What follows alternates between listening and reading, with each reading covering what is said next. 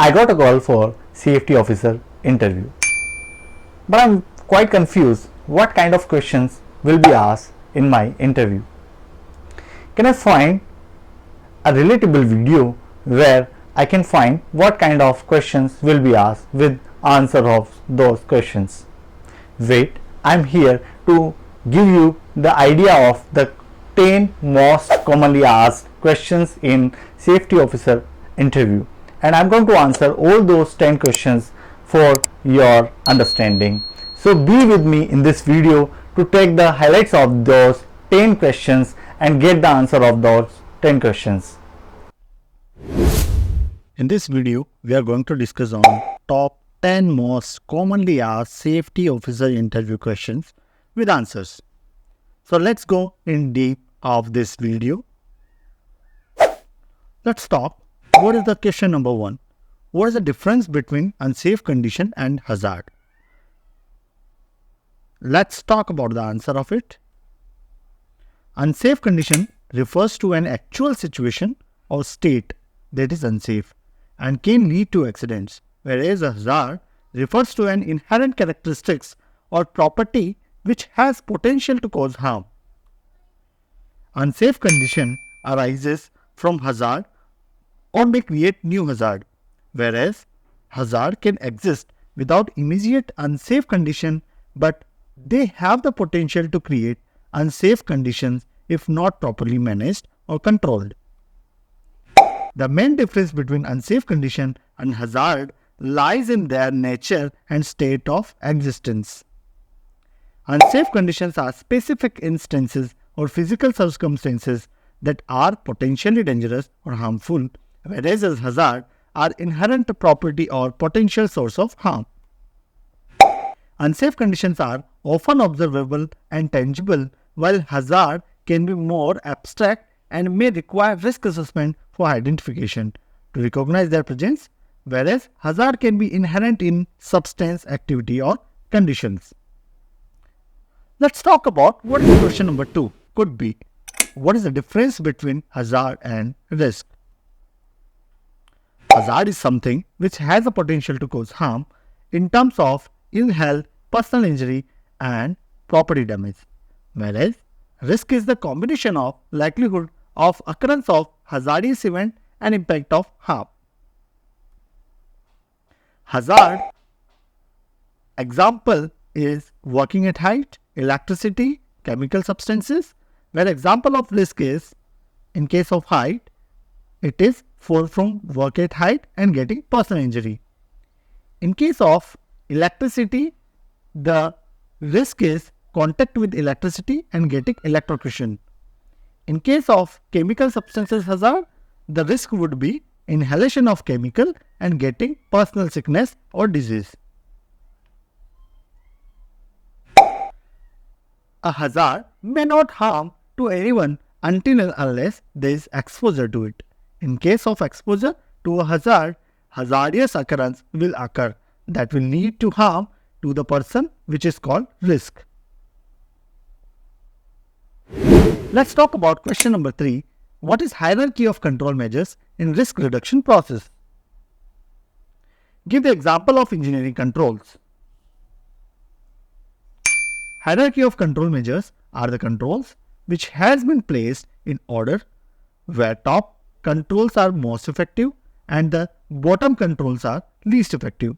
Hierarchy of controls includes the following in order from top to bottom: elimination, substitution, engineering control, administrative control, and the last one is PPE, which is the personal protective equipment. Example of engineering control could be provision of guardrails including mid-rail, top rail and top board, provision of limit switches in lifting machinery or equipments. Let's talk about what is the difference between safety inspection and safety audit. Let's talk on the behalf of scope. Safety inspections are more focused, examining specific areas, equipment or processes, where safety audits have a broader scope encompassing the entire safety management system. If we talk on the purpose, inspections are primarily conducted to identify and correct immediate hazards, while audits are aimed at assessing the overall effectiveness of safety practices and systems. In terms of approach, inspections are typically visual and on-site, where audits involve more detailed analysis of documentation and record, including interviews and personnel. On behalf of frequency, inspections are often conducted regularly, such as weekly or monthly, while audits are usually carried out less frequently, annually or biannually. On behalf of outcome, inspection result in immediate corrective action, whereas audits generate recommendations for systemic improvement and long-term safety enhancement.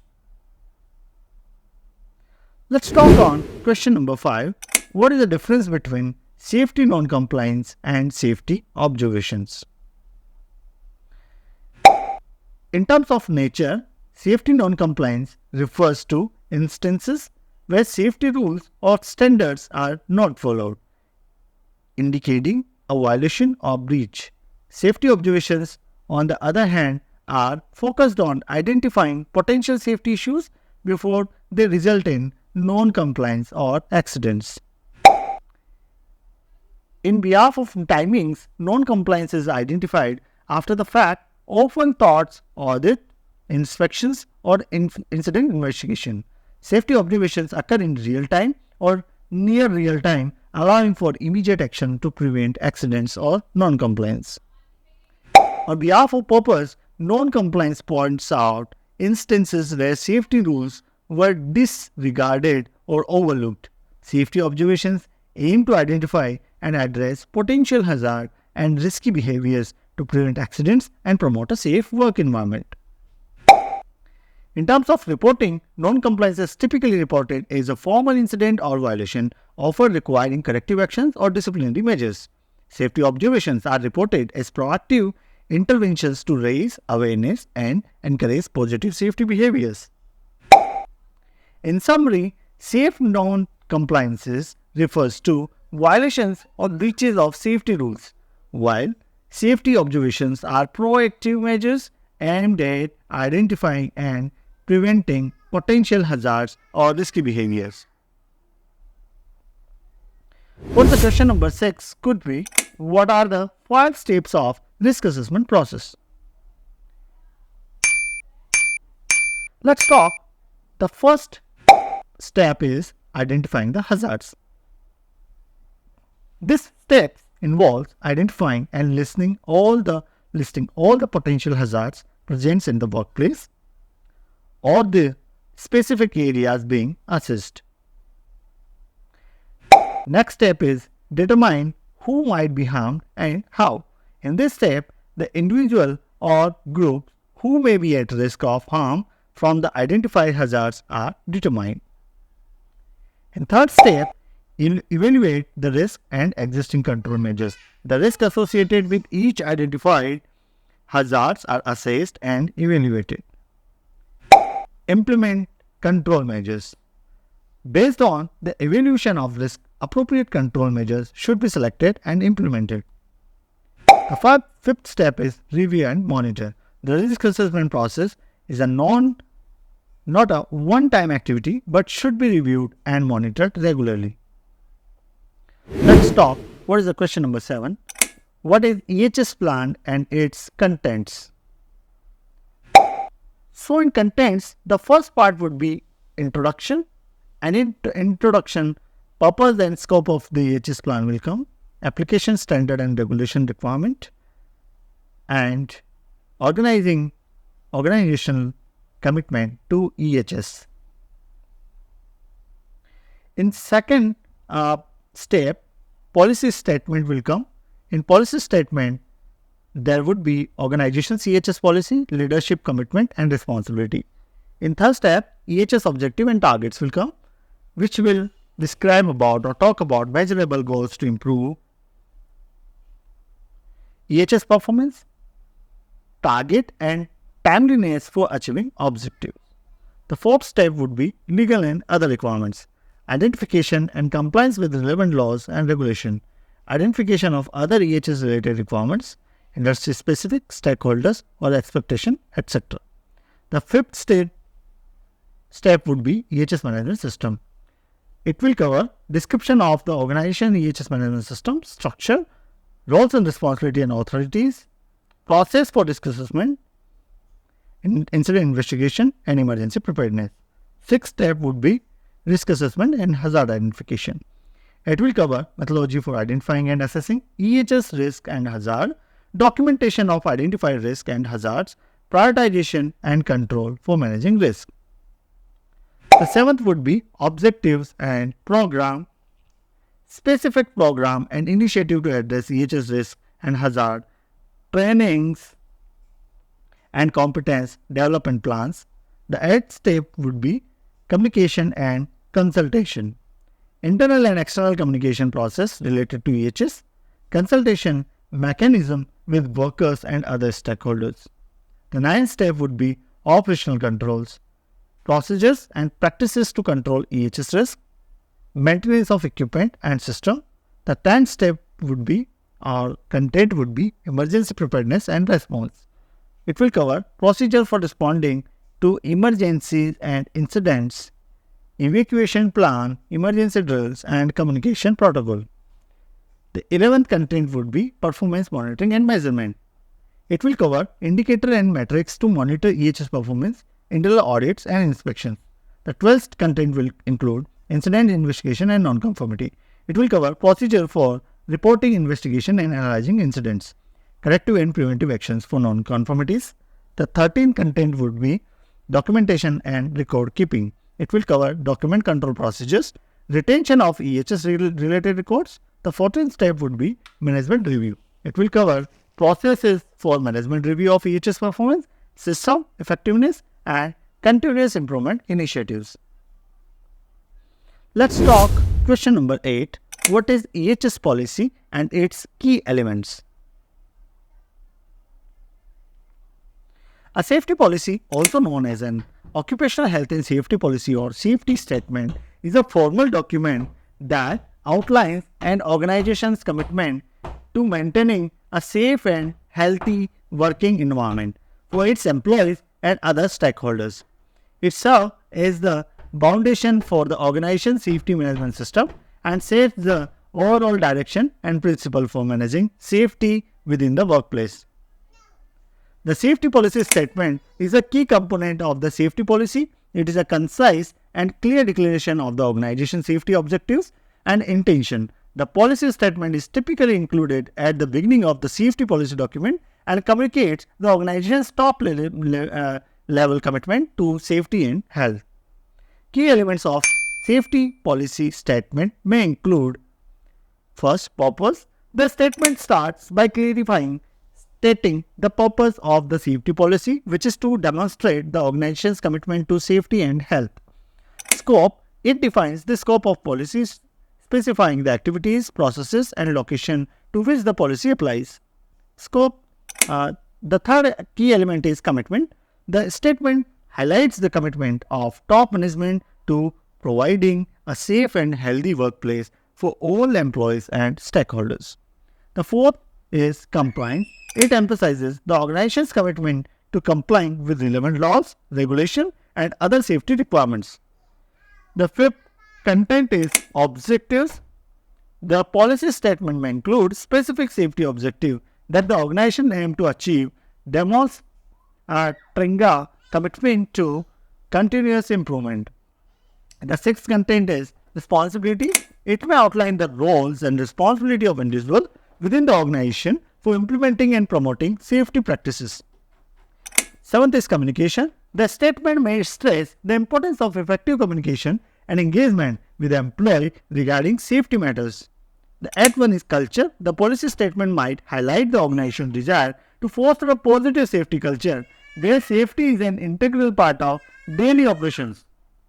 The ninth is review. The statement may indicate that the policy will be periodically reviewed and updated as needed to remain relevant and effective. The policy and policy statement should be prominently displayed and communicated to all employees and stakeholders. They play a vital role in setting the safety tone within the organization and driving safety-related behaviors and practices at all levels. Let's talk on what is the question number 9. What is EHS management system and its type?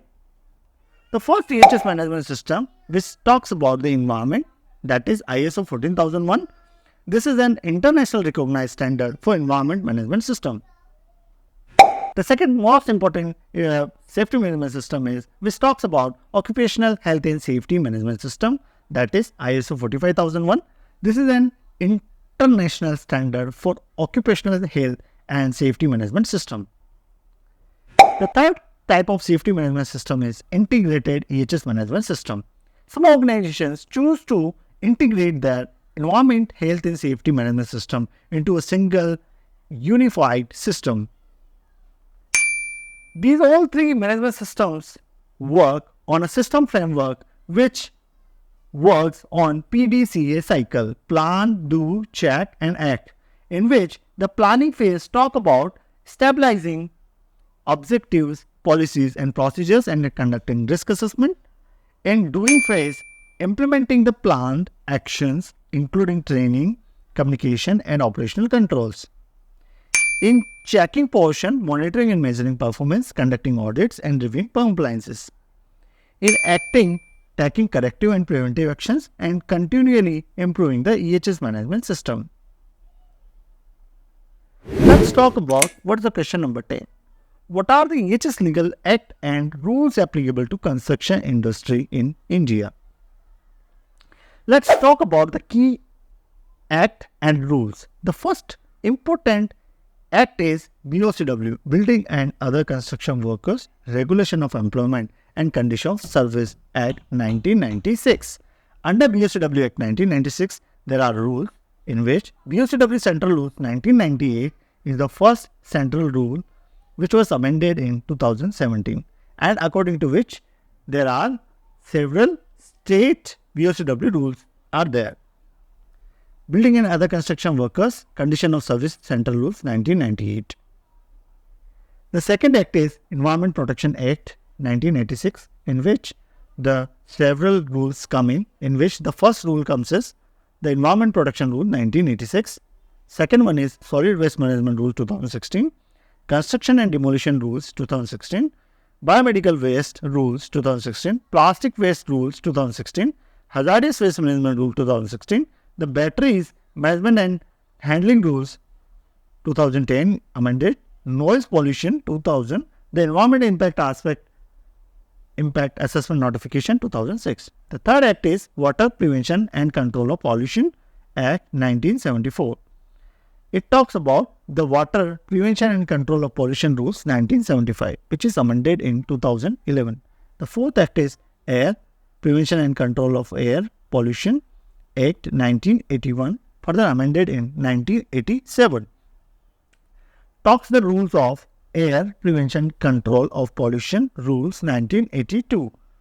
The next fifth act is Petroleum Act 1934, talks about Petroleum Rules 2002 amended in 2018. The sixth act talks about Explosive Act 1884 amended in 1983, talks about Explosive Rules 2008, Gas Cylinder Rules 2016. The seventh act is the Public Liability Insurance Act 1991. Public Liability Insurance Rules comes inside this 1991. The eighth act is Motor Vehicle Act 1988. It talks about Central Motor Vehicle Rules, Central 1989 amended in 2018, and State Motor Vehicle Rules. The ninth act is Contract Labour Act 1970 and 1971 Central Rules. Contract Labour Rules 1971. The 10th Act is Child Labour Act 1986. 11th Act is the Electricity Act 2003. It talks about the Central Electricity Authority measuring relating to safety and electricity supply regulations 2010 amended in 2018. The Central Electricity Authority safety requirements for construction, operation, maintenance of electrical plants and electrical lines rules 2011. The 12th Act is Workmen Compensation Act 1923. Talks about workmen compensation rules. Thanks for watching this video. If you like my hard work and the efforts put to make this video, please hit the like button and share it with your friends, and don't forget to subscribe my YouTube channel. I'll be seeing you in my next video. Thanks.